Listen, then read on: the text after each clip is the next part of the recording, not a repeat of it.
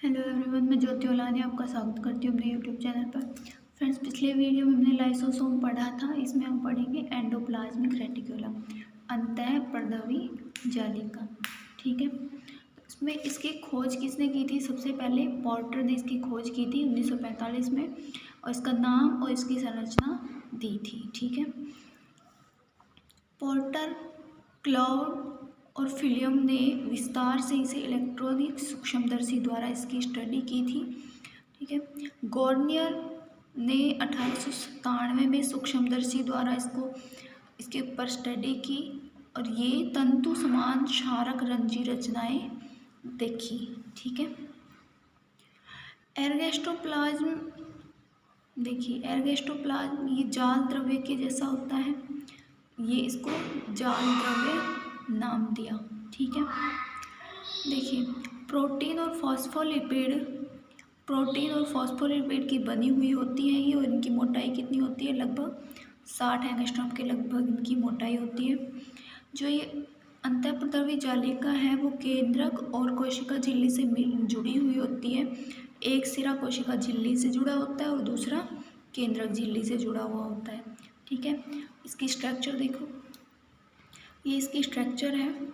ये देखिए, इसके बीच में, इस स्ट्रक्चर के बीच में राइबोसोम्स हैं। ये कण जैसी जो संरचना है वो राइबोसोम होते हैं, जो इसमें राइबोसोम लगे हुए होते हैं। ठीक है, दो टाइप्स की होती है, एक ये जहाँ पे राइबोसोम्स नहीं होते और दूसरा ये जहाँ पे राइबोसोम प्रेजेंट होते हैं। ठीक है, ये देखिए, इसमें यूनिट मेम्ब्रेन होती है, इसके बारे में हम पढ़ेंगे अभी आगे। में 3 प्रकार की संरचनाएं होती हैं, सिस्टर्नी, वेसिकल्स और ट्यूब्यूल्स। ठीक है, आगे देखते हैं। रॉबर्ट नोविन्स्की एंड स्केल्स ने साइटोप्लाज्म वेस्कुलर सिस्टम नाम दिया और नोविकोव ने GERL नाम दिया। इसका फुल फॉर्म होता है Golgi endoplasmic reticulum lysosomes. Okay, आगे इसकी स्ट्रक्चर पढ़ते हैं। इसके स्ट्रक्चर में है, प्लाज्मा कला के समान अंतःपर्दवी जालिका में भी पारगम्यता एवं संवहन के गुण होते हैं। जैसे हमने प्लाज्मा कला के बारे में पढ़ा था पिछली वीडियो में, प्लाज्मा कला एक पारगम्य झिल्ली होती है, सिलेक्टिव मेम्ब्रेन होती है। उसी तरीके से अंतःपर्दवी जालिका भी सिलेक्टिव होती है। ठीक है, आगे कई स्थानों पर जालिका की कलाएं प्लाज्मा कलाएं और केंद्रक कला के छिद्रों से जुड़ी रहती है। जैसा हमने इस डायग्राम में दिखाया था कि यहाँ से एक केंद्रक झिल्ली से जुड़ी होती है और दूसरी जगह कोशिका झिल्ली से जुड़ी हुई होती है। ठीक है, इसके आगे अंतःपर्दवी जालिका की संरचना एक ही प्रकार की कोशिकाओं में भिन्न भिन्न पाई जाती है। जो एक प्रकार की कोशिकाएं होती हैं उनमें भी जो ER होती है, एंडोप्लाज्मिक रेटिकुलम, उनकी स्ट्रक्चर अलग अलग प्रकार की पाई जा सकती है। आकृति के आधार पर यह 3 प्रकार की रचनाओं से मिलकर बनी होती है। कौन कौन सी? एक सिस्टर्नी, वेसिकल्स और ट्यूब्यूल्स। 3 प्रकार की होती है। सबसे पहले पढ़ते हैं सिस्टर्नी। सिस्टर्नी के बारे में, लंबी, चपटी और अशाखित नलिकाएं होती हैं जिनमें कोई शाखाएं नहीं होती। ये एक लंबी संरचना के रूप में होती है जहाँ पे ये राइबोसोम्स जुड़े हुए होते हैं। इनकी मोटाई कितनी होती है? 40 से 50 नैनोमीटर। ठीक है, यहाँ पर ये राइबोसोम इसमें जुड़े हुए होते हैं। नलिका जैसी संरचना होती है, अशाखित होती है। ये समांतर पंक्तियों में समूह बनाते हुए केंद्रक के चारों ओर पाई जाती हैं, एक दूसरे के समांतर पाई जाती हैं। मोटाई 40 से 50 नैनोमीटर होती है इनकी। इसके आगे प्रोटीन संश्लेषण से संबंधित सक्रिय कोशिकाओं जैसे अग्नाशय, यकृत, नोटोकॉर्ड, मस्तिष्क एवं अंतःस्रावी ग्रंथियों में अधिक स्पष्ट रूप से दिखाई देती हैं। ठीक है, जो कोशिकाएं प्रोटीन संश्लेषण करती हैं, जैसे कौन कौन सी? अग्नाशय, यकृत, नोटोकॉर्ड और मस्तिष्क एवं अंतःस्रावी ग्रंथियां जो भी प्रोटीन संश्लेषण करती हैं, ये सब इनमें ये स्पष्ट रूप से दिखाई देती है। ठीक है, इनमें असंख्य दीर्घ कण एवं लघु कण पाए जाते हैं। दीर्घ एवं लघु कण उपस्थित होते हैं। दूसरा हम पढ़ते हैं ट्यूब्यूल्स।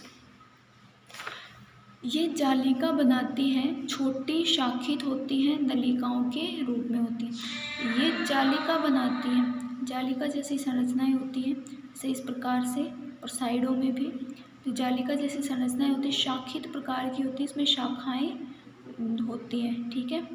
नलिकाओं के रूप में होती है, एक नलिकाओं के रूप में प्रेजेंट होती हैं। इसके आगे पढ़ते हैं नेक्स्ट, वेसिकल्स।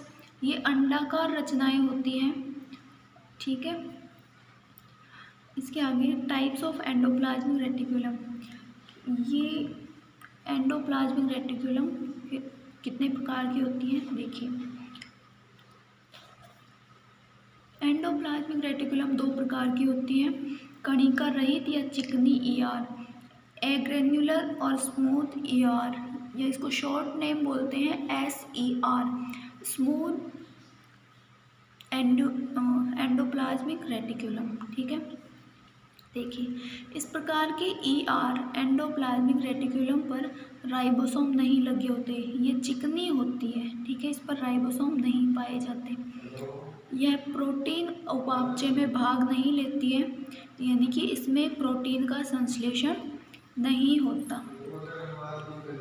ये लिपिड, ये प्रोटीन उपापचय में भाग नहीं लेती, इनमें प्रोटीन का संश्लेषण नहीं होता। ये लिपिड व स्टेरोल का स्राव करने वाली कोशिकाओं में अधिक मिलती हैं, ठीक है। कौन कौन सी कोशिकाएं जिनमें लिपिड और स्टेरोल को स्राव होता है, उनमें ये अधिक मिलती हैं, ठीक है। नेक्स्ट है कणिका में रुक्ष ER या खुरदरी एंडोप्लाज्मिक रेटिकुलम। इसमें क्या है, इस प्रकार की ER पर राइबोसोम लगे होने के कारण ये रुक्ष होती है, यानी कि इस पे राइबोसोम नहीं पाए जाते तो ये चिकनी होती है, इस पर राइबोसोम पाए जाते हैं तो ये खुरदरी होती है, ठीक है। देखिए, इस प्रकार की ER पर राइबोसोम लगे होने के कारण यह रुक्ष होती है। यह मुख्य रूप से प्रोटीन उपापचय में भाग लेती है और प्रोटीन निर्माण करती है। ये उन कोशिकाओं में पाई जाती है जिनमें प्रोटीन का संश्लेषण होता है, उनमें पाई जाती है रफ ER, ठीक है, और प्रोटीन का निर्माण करती है, ठीक है। अब पढ़ते हैं हम एंडोप्लाज्मिक रेटिकुलम के कार्य कि क्या क्या कार्य होते हैं एंडोप्लाज्मिक रेटिकुलम के। इसमें देखिए, यह कोशिका द्रव्य को यांत्रिक आधार प्रदान करती है।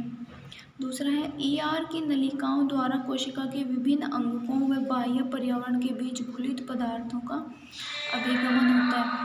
ER की नलिकाओं द्वारा कोशिका के विभिन्न अंगकों व बाह्य पर्यावरण के बीच, जो ER की ये जो नलिकाएं होती हैं ये सिलेक्टिव होती है, इसलिए इसकी जो इसमें द्रव्य भरा हुआ होता है, घुलित पदार्थ होते हैं, उनका घुलित पदार्थों का अभिगमन कोशिका से बाहर कोशिका द्रव्य में जाता है, ठीक है। इससे अगला, न्यू सेल्स में केंद्रक झिल्ली, गोल्जी बॉडी आदि इसी की झिल्लियों से बनते हैं, ठीक है। जो नई कोशिकाएं होती हैं उनमें केंद्रक झिल्ली, गोल्जिकाएं इसी की झिल्लियों से बनते हैं।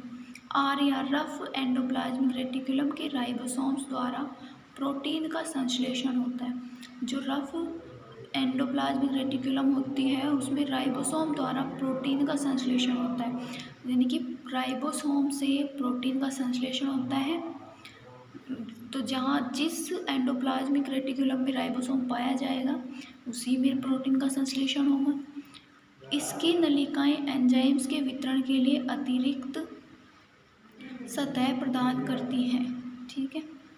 इसकी जो नलिकाएं होती हैं वो एंजाइम्स के वितरण के लिए, जो एंजाइम्स का वितरण करती हैं उनके लिए अलग से सतह प्रदान करती है।